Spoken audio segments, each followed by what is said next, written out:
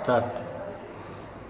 नमस्ते प्यारे बच्चों, आज हम कक्षा 10वीं में बीजगणित विषय में दो चरांक वाले रेखीय समीकरण में अध्ययन करेंगे। युगपत रेखीय समीकरण, जब दो चरांक वाले समीकरणों को हम एक साथ हल करते हैं तब हम उसे युगपत रेखीय समीकरण कहते हैं। अर्थात जब दो चरांक वाले रेखीय समीकरण पर एक समय में ही विचार करते हैं, एक साथ हल करते हैं, तब हम उसे युगपत रेखीय समीकरण कहते हैं। इसे यहाँ सामने लिखकर भी दिखाया गया है कि जब हम दो चरांक वाले दो रेखीय समीकरणों को एक ही समय पर विचार करते हैं तब उन समीकरणों को युगपत रेखीय समीकरण कहते हैं। अब इस पर आधारित आपके समक्ष एक उदाहरण यहाँ प्रस्तुत है। यहाँ पर आपको प्रश्न दिया गया है 99x plus 101y equal to 49, फिर 101x प्लस 99y बराबर 501। आप देख रहे हैं इन्हें दो अलग अलग समीकरण क्रमांक दिया गया है। पहला 99x प्लस 101y बराबर 499, समीकरण नंबर 1। दूसरा है 101x प्लस 99y बराबर 501, समीकरण नंबर 2।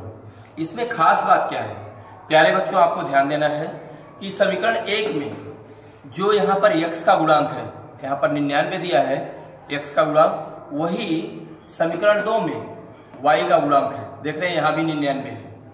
उसी प्रकार से समीकरण 1 में जो y का गुणांक अर्थात 101 है, वह समीकरण 2 में x का गुणांक 101 है। अब इस प्रकार के जब समीकरण रहें तो इसे आसानी से हल करने के लिए आपको एक बार समीकरण 1 और 2 को जोड़ना चाहिए और एक बार समीकरण 1 में से 2 को घटाना चाहिए। इस प्रकार से समीकरण 1 और 2 को जब आप जोड़ते हैं तो समीकरण नंबर 3 आपको प्राप्त होगा और समीकरण 1 में से 2 घटाएंगे तो समीकरण नंबर 4 प्राप्त होगा। और उन समीकरणों को जोड़ने के बाद x या y आपका कैंसिल हो जाता है, उसमें से एक मान प्राप्त होता है।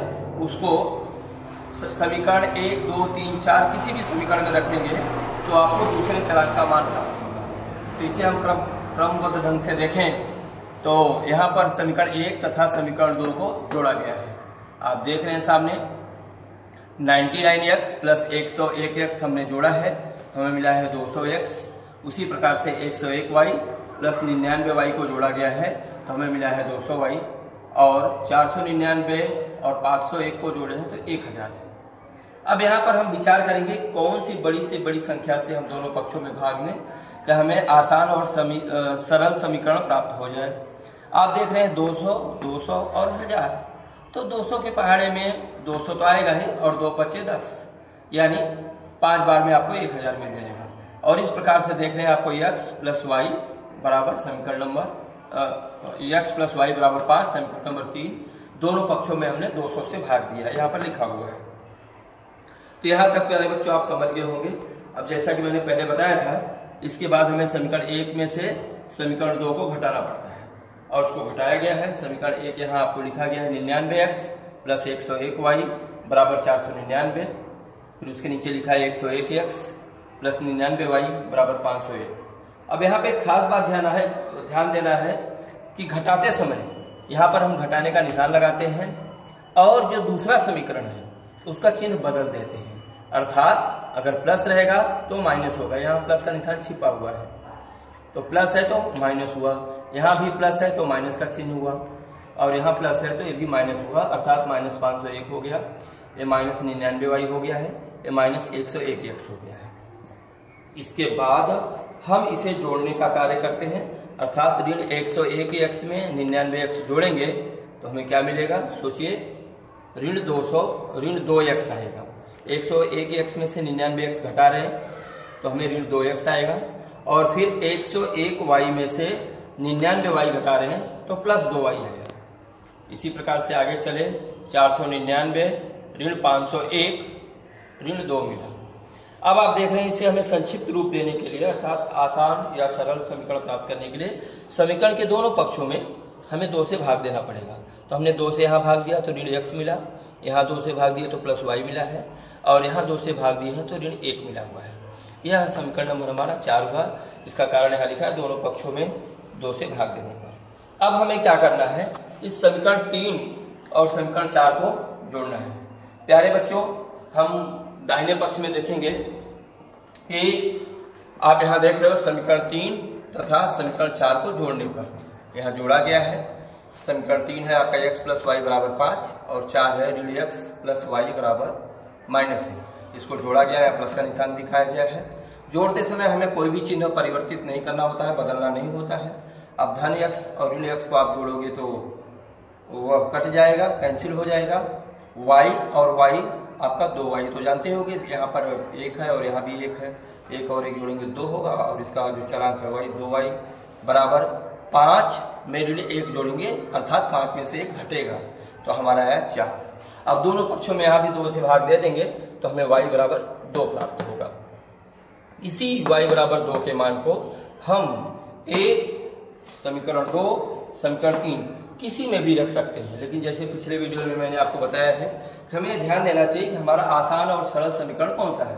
तो हम देख रहे हैं हमारा आसान और सरल समीकरण यह समीकरण नंबर 3 है, x प्लस वाई बराबर 5। अधिकांशतः सदैव समीकरण नंबर 3 में ही मान रखना चाहिए, जो कि हमें सरल समीकरण प्राप्त हुआ रहता है। तो समीकरण 3 में y बराबर 2 रखने पर हम x प्लस वाई बराबर 5, यहाँ y की जगह हम 2 रखे हैं।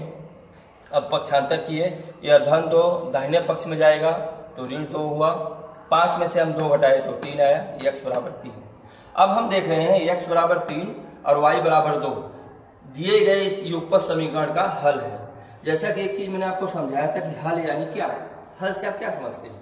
तो हल का मतलब यह होता है कि आप यह जो x और y का मान प्राप्त किए हैं, इन मानों को समीकरण 1, 2, 3, 4 किसी में भी रखें, आपका दोनों पक्ष बराबर रहेगा। उदाहरण के तौर पर देखें, देखिए आपको x का मान 3 मिला है, यहाँ 3 लिखे, y का मान मिला है 2, 2 रखे, 3 और 2 कितना होगा 5। इसी प्रकार से आप समीकरण 1, समीकरण 2, 3 में तो रखे ही हैं, समीकरण 4 अगर यहाँ भी रखना चाहे, देखिए x का मान कितना मिला है आपको 3 मिला हुआ है, y का मान 2, तो यहाँ 3 रखिए तो ये ऋण 3 और धन 2 यानी क्या होगा ऋण 1, ऋण 3 धन 2 यानी ऋण 1 आए। इस प्रकार से हम देखें कि यह जो हमें हल प्राप्त हुआ है ये बिल्कुल सही है, इसलिए कि इन मानों को रखने के बाद हमारे समीकरण के दोनों पक्ष समान आ रहे हैं। तो इस प्रकार से हम कह सकते हैं प्यारे बच्चों कि x बराबर 3 तथा y बराबर 2 दिए गए समीकरण का हल है। अब इसी के प्रश्न पर आधारित, इसी उदाहरण पर आधारित आपको गृह कार्य मिला है प्यारे बच्चों। मैंने 4 प्रश्न दिए हैं, बिल्कुल आसान है। 49x माइनस 57y बराबर 172, 57x माइनस 49y बराबर 252। दूसरा है आपको 15x धन 17y बराबर 21, 17x धन 15y बराबर 11। तीसरा है 27x धन 31y बराबर 85, 31x धन 27y बराबर 89, 89। और चौथा है 12x धन 13y बराबर 29 और 13x धन 12y बराबर 21। तो प्यारे बच्चों, इस प्रकार से आप देखें कि आपको एक उदाहरण हल करके और यहाँ पे 4 प्रश्न दिए गए हैं। तो मुझे ऐसी अपेक्षा है कि आप लोग इसे घर पर प्रयास करेंगे और बहुत ही आसान सवाल है। अगर इसको आप कर ले गए तो समझिए आपको परीक्षा में बड़ी सुविधा होगी और बहुत आसानी होगी, आप अच्छे अंक प्राप्त कर सकते हैं। ऐसी कामना के साथ मैं ऐसी अपेक्षा करता हूँ। हाँ, तो एक गृह कार्य यहाँ पे है, इस पर ध्यान देना है। यह आप लोग 49x माइनस 57y बराबर 172, 57x माइनस 49y बराबर 252 और यहाँ पर जो दूसरा है 15x। अच्छा ठीक है प्यारे बच्चों, तो आप यहाँ देख रहे हैं ये मैंने 4 सवाल आपको दिए हैं, ठीक उसी प्रकार से करना है। आप यहाँ देख रहे हो 49x समीकरण नंबर 1 में जो इसका गुणांक है 49, समीकरण 2 में y का गुणांक है, और समीकरण 1 में जो y का गुणांक है 57, समीकरण 2 में x का गुणांक है। तो इसको भी ठीक उसी प्रकार से करना है। एक बार जोड़ेंगे तो समीकरण नंबर 3, एक बार घटाएंगे समीकरण नंबर 4, फिर समीकरण 3 और 4 को जब हम जोड़ेंगे तो हमें उसमें से x या y का मान कट जाएगा, दूसरा मान मिलेगा, या तो x का मिलेगा या y का मिलेगा, और उन मान को प्रतिस्थापित करने पर हमें दूसरा मान मिलेगा। तो जिस प्रकार से मैंने यहाँ पर आपको सवाल हल करके दिखाया हुआ है, उसी प्रकार से आप यह पहला वाला ठीक उसी प्रकार से दूसरा वाला भी कर सकते हैं। यहाँ x में देख रहे हैं x का गुणांक है यहाँ 15, और समीकरण 2 में देख रहे हैं यहाँ भी y का गुणांक है 15। मतलब जो समीकरण 1 में x का गुणांक है और समीकरण 2 में y का गुणांक है, समीकरण 1 में जो y का गुणांक है और समीकरण 2 में x का गुणांक है। इसको भी ठीक इसी प्रकार से करना है। समीकरण 1 और 2 को जोड़ेंगे, समीकरण 3 प्राप्त होगा, और समीकरण 1 में से 2 को घटाएंगे तो समीकरण 4 प्राप्त होगा। समीकरण 3 और 4 को जोड़ेंगे तो हमारा या तो x कट जाएगा या फिर y कटेगा, एक मान मिलेगा, और उसी मान को समीकरण नंबर 3 में प्रतिस्थापित करने पर हमें दूसरा मान प्राप्त होगा। इसी प्रकार से आप यह तीसरा वाला भी देख सकते हैं। यहाँ भी दिया है जो x का गुणांक है 27, समीकरण नंबर 2 में y का गुणांक है, समीकरण 1 में जो y का गुणांक है, समीकरण 2 में x का गुणांक है, और इसको भी ठीक उसी प्रकार से करना है जैसे मैंने आपको दूसरा बताया है। चौथे वाले पर भी आप विचार करें, इसमें भी देखें आप तो x का गुणांक यहाँ 12 है, समीकरण 2 में y का गुणांक 12 है, समीकरण 1 में y का गुणांक 13 है, समीकरण 2 में x का गुणांक 13 है। इसको भी इसी प्रकार से करना है। समीकरण 1 और 2 को जोड़ेंगे, समीकरण 3 प्राप्त होगा, और समीकरण 1 में से 2 को घटाएंगे, समीकरण 4 प्राप्त होगा। तो इस प्रकार से आप देखें बच्चों कि आपको मैंने फिर से एक बार रिवाइज भी कर दिया है, और इसे आप घर पे कोशिश करिए, बार बार प्रयास करिए। यह सवाल बहुत ही आसान ढंग से आपको समझ में आ जाएगा, और ऐसी अपेक्षा है कि आप लोग इसको घर पे प्रयास करेंगे। और कोई भी समस्या हो, कोई भी दिक्कत हो तो आप मुझे वीडियो पर पूछ सकते हैं इन्हीं चंद शब्दों के साथ। तो इन्हीं चंद शब्दों के साथ मैं अपनी वाणी को विराम देता हूँ। जय हिंद, जय महाराष्ट्र। अगले वीडियो में फिर मिलेंगे।